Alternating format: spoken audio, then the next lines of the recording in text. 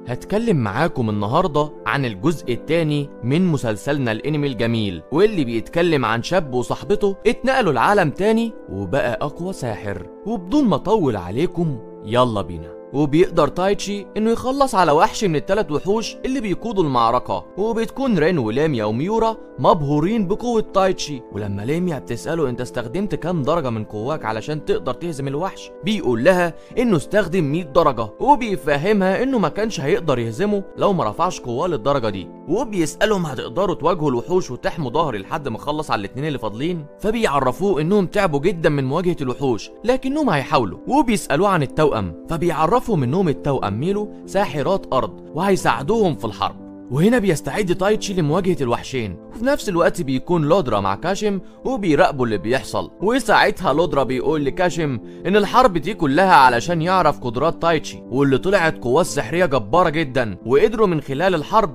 انهم يعرفوا طريقته في القتال وتكتيكاته الدفاعية. وبننتقل للمعسكر علشان نشوف واحد من المحاربين هو بيقول له قائد المغامرين ان الوحوش كثفوا هجومهم وان المغامرين بيحاولوا يواجهوهم. ولما بيسألوا عن تايتشي بيقول له انه قدر لوحده يقضي على العفاريت وبيقاتل دلوقتي قادة الوحوش الثلاثة، لكن الامور ما تطمنش. وبتسمع انستازيا الكلام اللي الجندي قاله وبتحس بالقلق على تايتشي، وبتفتكر كل اللي عمله معاها، وبتقول لنفسها ان تايتشي هو الوحيد اللي كان بيعاملها على انها انسانة مش مجرد اداة للقتل. وهنا بيقرب منها حد وشه مش ظاهر وبيقول لها كلام مش مفهوم، فبتخرج من خيمة المعسكر وبنروح لارض المعركة علشان نشوف المغامرين وهم بيقاتلوا الوحوش. وبيقدر تايتشي انه يخلص على واحد تاني من الوحوش، وهنا الارض بتتهز وبيخرج من الارض التنين ثنائي الراس. وساعتها ليميا بتقول ان التنين ده ما بيتدخلش في معارك الصحراء مع الوحوش، وان اكيد في حد استدعاه للحرب. وهنا بتخرج من راس التنين الشمال نار،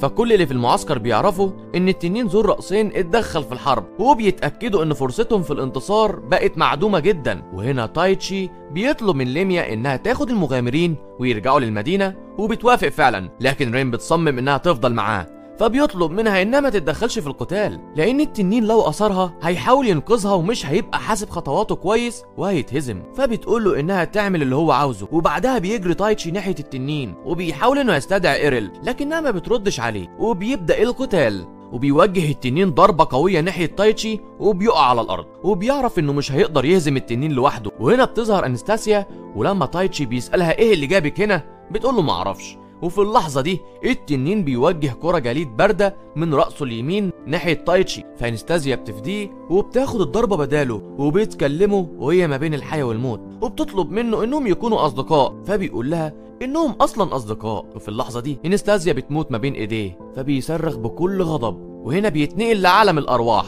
وهناك بيشوف الروح اريال اللي بتقول له انه كان محتاج لطاقة الغضب دي علشان يقدر يوصل لعالم الارواح، وبتعرفه انه بمجرد ما يديها امر بانها تنقل ليه قواها هتنفذ فورا. وهنا تايتشي بيأمرها تديله قوتها وبتنفذ. وقتها بيرجع تايتشي تاني لأرض المعركة، وساعتها بيطلب من رين انها تاخد بالها من استاسيا، وبيقول لها انه بقى مستدعي، وبيتوجه ناحية التنين وبيسأله ايه اللي يخليك تتدخل في الحرب دي. فالتنين بيقول له انه مش هيجاوبه غير لو قدر يهزمه. وهنا كل واحد فيهم بيستخدم طاقته، وبيقدر تايتشي بقوة روح اريال انه يغلب التنين. وساعتها التنين بيقول له انه تم استدعائه للحرب، وان اللي استدعاه واحد من السحرة علشان يحاربه هو بالتحديد، وبيطلب منه يحذر منه، وبيفهمه انه ادى للشخص ده جزء من قوته، وبيطلب منه يكون قوي في المعركة اللي جاية علشان يقدر يغلب خصمه. وبتنتهي الحرب في مدينة أزاباير بعد موت عدد كبير جدا من السحرة في الحرب. وبيروح تايتشي لقبر أنستاسيا وبيقول لها انهم انتصروا بسبب تضحيتها. وتاني يوم بيكون تايتشي في بيت ليميا مع رين وميورا، فبيعرفهم على اريال. وبعدها بتوصل عربية المندوب الملكي واللي بتكون ألسيانا وصيفة الملكة، وبتقول لهم انها جايه لهم بأمر من الملك جيلمارا، وبتطلب منهم انهم يروحوا معاها للعاصمة الملكية وينيفكس. وبعدها بنشوفهم مع ألسيانا في العربية الملكية وهم في طريقهم للعاصمة الملكية. وفي الطريق بتقول لهم ان مملكة ايلستاين السحرية مشهورة بقوى السحرة اللي فيها، وكانت محكومة طول ال30 سنة اللي فاتوا من فئتين هم مؤيدين للملك جيلمارا، والثوار مؤيدين لأخوه الصغير دورتي. ولما الملك جيلمارا قرر انه يبعت سحرة المملكة تانية، اخوه دورتي اعترض لانه مش عاوز فنون سحرة المملكة يعلموا السحرة في الممالك التانية سحرهم، وعشان كده هو واتباعه اتمردوا على الملك جيلمارا، وممكن الحرب تقوم بينهم في اي وقت. ولما بيوصلوا للمملكة بيلاقوها مدينة أشباح ومفيش حد بره بيته، وفجأة بيتوجه ناحية رين سهم، لكن تايتشي بيمسكه وبيكسره. ولما بيدخلوا للقصر بيتعرفوا على بيلا رئيسة الصحراء، والجنرالة سوميلا القائد الأعلى للجيش الملكي، والملكة شارلوت. ولما الملك جيلمارا بيدخل القاعة الملكية، ليميا بتقول له إن عندهم شروط، ولو ما وافقش عليها هيرجعوا الأسباير. فبيقول لها إنه موافق على كل شروطهم. وهنا بتسأله إذا كان هو اللي استدعى تايتشي ورين من أرض البشر، فبيقول لها أيوه. وهنا تايتشي بيتنرفز عليه، وبيعرفوا إنه بسببه هم مش قادرين يرجعوا لوطنهم، ودخلوا في حروب هم مالهمش علاقة بيها. فبيعتذر ليه وبيقول له إنه هيتحمل نتائج اللي هو عمله. ولما بتكون رين مع تايتشي في اوضته، بتقول له انهم قدروا يعرفوا مين اللي استدعاهم، وده يخليهم يعرفوا يرجعوا للارض تاني. وهنا بتدخل السيانا وبتعرفهم ان الملكه مصممه تقابلهم، وساعتها الملكه بتعترف ليهم ان هي اللي استدعت تايتشي، وان استدعاء رين كان غلطه لما دم واحد من الاعداء وقع على التعويذه. وبتعرفهم انها كانت عاوزه مقاتل قوي علشان يساعدهم في الحرب. وبتعتذر لرين وهي منهارة جدا، وبتعرفهم انها من الصحراء اللي بيقدروا يتحكموا في الزمان والمكان، لكن تعويذة الاستدعاء ما تقدرش تعملها غير مرة واحدة في حياتها. وبتوعدهم انها ترجعهم تاني للارض حتى لو ضحت بحياتها. وهنا بتدخل ليميا للأوضة وبتقول لتايتشي انه مطلوب فورا. وبعدها بيكون تايتشي في حلبة القتال، والجنرالة سوميا بتقول له انها عاوزة تختبر قوته، وبيدخلوا مع بعض في قتال شرس، وبيقدر تايتشي انه يهزمها. وقتها سوميا بتعرض عليه الجواز علشان تخلف منه مقاتلين شجعان زيه. وبالليل بيتكلم كبير الصحراء مع الملكة، وبيطلب منها تحاول ترتاح لان الايام الجايه هتكون صعبه. وهنا بنعرف ان اسمه الكاردينال لودرا، وانه من رجاله الملكه جيلمارا، لكنه خاين ومحدش يعرف بخيانته. وفي قصر دورتي بيطلب الماركيز نيلغان من الملك دورتي انه يهاجم العاصمه، فبيسأله عن خطته. ولما بيعرف ان عنده خطة مدروسة بيوافق على الهجوم. وتاني يوم بيوصل خبر لقصر الملك جيلمارا بان جيش الملك دورتي من الصحراء بيستعد للهجوم، وبيعرفوا ان عدد افراد الجيش 1000 ساحر. وده بيكون شيء غريب جدا لان عدد الجيش قليل، لكن سوميا بتحط لهم خطة للهجوم وبيستعدوا للحرب. وبالليل بيروح تايتشي لأوضة رين وبيطمنها انه بكرة في الحرب هيحميها، فبتقول له انها متوترة وخايفة، وبتطلب منه يبات معاها في الأوضة على الكنبة اللي جنب سريرها. هو بيوافق. وفي نفس الوقت بتكون ليميا مع ميورا بيتناقشوا في خطة الحرب، وساعتها ليميا بتشوف خيال حد قدام الشباك، وبعدها واحد بيهاجم أوضة رين وبيطعن اللي نايم على السرير بالخنجر، لكنه بيكتشف انه فخ وبيشوف الأربعة قدامه فبيهاجم رين. وهنا تايتشي بيتعصب وبيفتكر اللي حصل لانستازيا، وبيهاجمه وبيضربه بكل عنف، وبيسأله مين اللي بعتك، لكنه بيقدر يتحرر من تايتشي وبينط من الشباك، وساعتها بيموت. وتاني يوم الصبح بيستعد جنود جيلمارا للهجوم، لكنهم بيتفاجئوا ان جنود الثوار واقفين في مكانهم ومش بيتحركوا. وهنا تايتشي بيستدعي اريل، وبيقدر عن طريق قوتها انه يعمل خندق في الارض قدام جيش الثوار اللي بيستخدموا السحر الموجود في احجار الخواتم بتاعتهم، وبيوجهوا تعاويذ سحريه ناحيه القصر، وبيرموا احجار كبيره ناحيه الجنود. وهنا بتقدر اريل انها تعمل جدار حمايه بيمنع وصول الاحجار ليهم. ولما تايتشي بيعرف ان جيش العدو بيستخدم سحر الاحجار اللي موجوده في خواتمهم، وبيبلغ اللي معاه، بيعرفوه ان السحر اللي في الاحجار هيستنفذ طاقه الصحراء وهيموتوا واحد ورا التاني، وانهم اكيد ما يعرفوش اللي هيحصل لهم. وبيحاولوا انهم يساعدوهم عن طريق ان رين بتستخدم قوتها في انها بتتحكم في المطر وبتخليه ينزل على الجنود، فطاقه السحر بتقف بسبب المطر لان الارض تحتهم بتتحول لطين، وده بيبطل التعاويذ السحريه اللي في الخواتم. وهنا بيظهر انميكس مساعد دورتي، وساعتها القائد بيقول له انه خدعه لما اداله الخواتم وقال له انها تخليه يكسب الحرب. وساعتها انميكس بيقول له انه عمل كده علشان يخليه يخسر الحرب وهو اللي ياخد مكانه. وبعدها بيغرز السيف في جسم قائد الجيش وبيقع ميت. وتاني يوم بيستعيد تايتشي وعيه، لكنه بيحس انه لسه تعبان. وبعدها الملك بيستدعيهم وبيعرفهم ان بنته عايزه تكافئهم، وبيعرض عليهم مجموعه من الاسلحه الملكيه، وبيطلب من كل واحد منهم انه يختار سلاحه. فكل واحد منهم بيختار سلاح، وبعد كده سوميلا بتاخدهم لحلبة القتال وبتطلب منهم يجربوا اسلحتهم، وبتعرف تايتشي انه هيتدرب معاها هي. وبعدها بينزل تايتشي لساحة المدينة، وهناك بيلاقي سكان المدينة كلهم بيتكلموا عنه وبيحيوا على شجاعته، والولاد الصغيرين بيطلبوا منه يسلموا عليه. وفي نفس الوقت بتكون رين وإيمورا بيتدربوا على استخدام الأسلحة الجديدة بتاعتهم. وساعتها ليميا بتقول لسوميلا انها عارفة ان هي بتحاول تخفف عن جنودها قبل الحرب. وفي نفس الوقت بيحس تايتشي ان في حد ماشي وراه، فبينادى عليه وبيطلب منه يظهر نفسه، فبيكتشف انه كاشيم. وساعتها بيعرف ان كاشيم عاوز ياخد بطاره منه وبيطلب منه انهم يتقاتلوا، ولكن تايتشي بيقول له انه مش هيقدر يعرض حياة المدنيين للخطر. فكاشن بيعرفه انه لو ما وافقش يقاتله هيحط سم في كل ابار الشرب بتاعة المدينة. وهنا تايتشي بيوافق على القتال وبيروح المكان بعيد جدا عن الناس. وبعدها كاشن بيقول له انه فقد دراعه في قتاله الاخير معاه، وان عارف ان قوته اكبر من القوة بتاعته، علشان كده جاب معاه تمثال هيحد من قوته وهيخلي قوتهم متساوية. فتايتشي بيوافق على طول، وبعدها بيطلق كاشن القوة اللي جوه التمثال فبتحد من قوة تايتشي وبتخلي قوتهم متساوية، وبيبدأوا القتال وبيدور بينهم قتال شرس جدا، وبيقدر تايتشي انه يهزم كاشن. وهنا بتطلب اريال منه انه يرجع لتايتشي قوته، فبيعرفها انهم لازم يكسروا التمثال. وقبل ما تايتشي بيكسر التمثال بيخرج منه كيان مظلم وبيهاجم تايتشي. وهنا بتظهر غرامي وبتدافع عن تايتشي، وبعدها كاشن بيساعدها وبيدمروا التمثال. لكن الكيان المظلم مش بيختفي، وكاشن بيقول لهم ان لودرا هو اللي اداله التمثال علشان يحد من قوة تايتشي في القتال، لكن معرفهوش اي حاجة عن الكيان المظلم.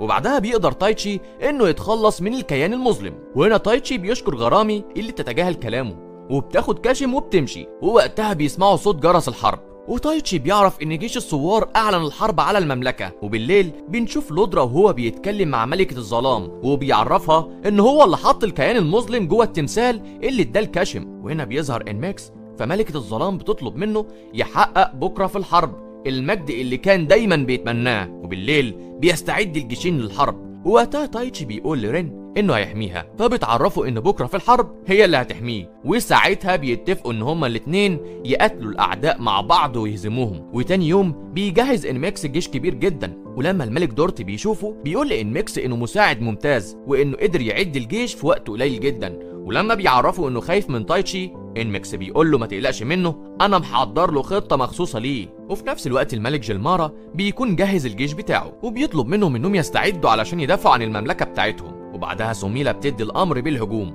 وبيلتحم الجيشين مع بعض في القتال. وبيستعد تايتشي علشان يطير بقفزه واحده ويوصل بيها لمعسكر دورتي. وهنا بنروح لملكة الظلام اللي بتسأل الكاردينال الخاين اذا كان تايتشي هيستخدم قوته في الحرب، فبيقول لها انه متأكد انه هيستخدم قوته. وبنرجع لساحة المعركة علشان نشوف الساحرة سوسورا وهي بتتحدى رين، وبيبدأوا القتال. وبتتفاجئ سوسورا بقوة رين، وفي نفس الوقت واحد من قادة جيش العدو بيتنمر على إيمورا وبيقول لها ان البنات الحلوين اللي شبهها مكانهم في البيت مش في ساحة المعركة. فبتقول له انا هوريك البنات الحلوين يقدروا يعملوا ايه، وبتديله ضربتين بالسيف الناري بتاعها وبيقع ميت. اما ليميا فبتلقي تعويذة ميدوسا على مجموعة من الجنود وبتقول لهم انها مش هتقتلهم لانهم من سكان مملكة إيلستاين، لكن هتمنعهم من الحركة. ولما بتحاول تستخدم العصاية السحرية بتاعتها الساحر ميستوفولوس بيلقي عليها تعويذة سحر التشويش وبيجمد العصاية السحرية بتاعتها، فبتقدر تتخلص من التلج اللي على العصاية. وبتقول له انها مش هترحمه، وبتستخدم تعويذة ختم الريح والقمر وبتخلص عليه. وفي نفس الوقت بيدخل تايتشي لخيمة دورتي قائد الثوار وبيطلب منه انه يستسلم في مقابل انه ما يأذيهوش هو وجيشه. وبيعرفوا ان هو واخوه عاوزين راحة شعبهم، لكن في نفس الوقت بيدفعوهم للحرب وبيقتلوهم. هنا بتظهر اريال وبتحاول تقنع دورتي بالاستسلام لكن بيرفض. ووقتها بيبتدي مساعد الملك انه يستخدم تعويذة بترجع الجنود اللي ماتوا للحياة لكن في شكل زومبي، مش بيميز ما بين جنود جيوشهم وجنود العدو. وهنا اريال بتقول لهم انها حاسه بحاجه غريبه جدا. في اللحظه دي انميكس بيبان عليه الجنون وبيقول لهم انه تابع لملكة الظلام وانها منحته اقوى تعاويذها اللي بتحول الجنود بعد ما يموتوا لزومبي. وبيقول لهم ان صراعهم ما يهموش وان جنود الجحيم هيخلصوا على سكان المملكه دي وهيدخلوا على المملكه اللي بعدها لحد ما يدمروا الممالك كلها، وبعدها جسمه بيبتدي يتحول. وهنا بنعرف ان من 200 سنة كان في حرب اسمها الترتيل الدموي، والحرب دي الجنود فيها اتحولوا لزومبي، ووقتها الجيشين قتلوا بعض وقتلوا سكان المملكة، ومات في الحرب دي اكتر من 700 الف من سكان المملكة. وبننتقل لارض المعركة اللي اتملت بجنود من الزومبي، وساعتها ليميا بتقول لإيمورا ان التعويذة اللي سيطرت على الجنود مش سحر عادي وانها سحر اسود، والكيان المسؤول عنها هو كيان ظلامي. لو ما قدروش يوصلوا ليه ويقضوا عليه الجنود هيفضلوا تحت تأثير التعويذة ومش هيقدروا يسيطروا عليها، وساعتها هيزحفوا على وينيفيكس وهيدمروها ويقتلوا سكانها. وبعدها رين بتطلب من سوسورا انها تتحد معاها علشان يخلصوا على اكبر عدد من الزومبي، وبتوافق وبيبداوا يقتلوا فيهم مع بعض. وهنا بنعرف ان رين مصابه اصابه خطيره جدا في رجليها، وبننتقل لتايتشي اللي بيحاول يستخدم قوته علشان يقضي على الزومبي، وساعتها دورتي بيطلب منه ما يترددش وبيفهمه انهم لازم يقضوا على جيش الزومبي قبل ما يدمروا المملكه. وبيعرف تايتشي انه ندمان على اللي عمله، لانه بدل ما يحمي اهل مملكته كان السبب في موتهم ودمار المملكه. وبيقول له ان قوه المساعد بتاعه ما كانتش قوه ساحر عادي، وان الكيان المظلم هو اللي اداله قوته وعمل كل ده علشان يحاصره هو. وهنا تايتشي بيتاكد ان هو السبب في كل اللي حصل، وبيقرر انه يضحي بحياته ويستخدم كل قوته السحريه علشان ينقذ المملكه والناس اللي بيحبهم. لكن اريال بتمنعه وبتقول له انها طول الفتره اللي فاتت كانت مخبيه عنه حقيقتها، لانها كانت خايفه انه يستدعي قوتها كلها اللي يمكن ما يقدرش يتحملها ويموت بسببها. وهنا بتظهر اريال بشخصيتها الحقيقيه، وبنعرف انها الروح شيلفيد، واحده من الارواح الاربعه العظام، وبيقدر تايتشي باستخدام قوتها انه يفك تعويذه السحر الاسود، وساعتها الجنود بيرجعوا لطبيعتهم تاني. وهنا وينيفكس بيتحول لوحش عملاق، وبيقول لتايتشي ان كل اللي حصل ده هو من تدبير سيدته اللي بيسموها الكيان المظلم، وانها عملت كل ده علشان تختبر قوه تايتشي لانها هتدخل حرب وعاوزاه يكون معاها. لكن تايتشي بيرفض وبيقول له ان عمره ما هيكون واحد من جنود الظلام، وبيضربه بكل عنف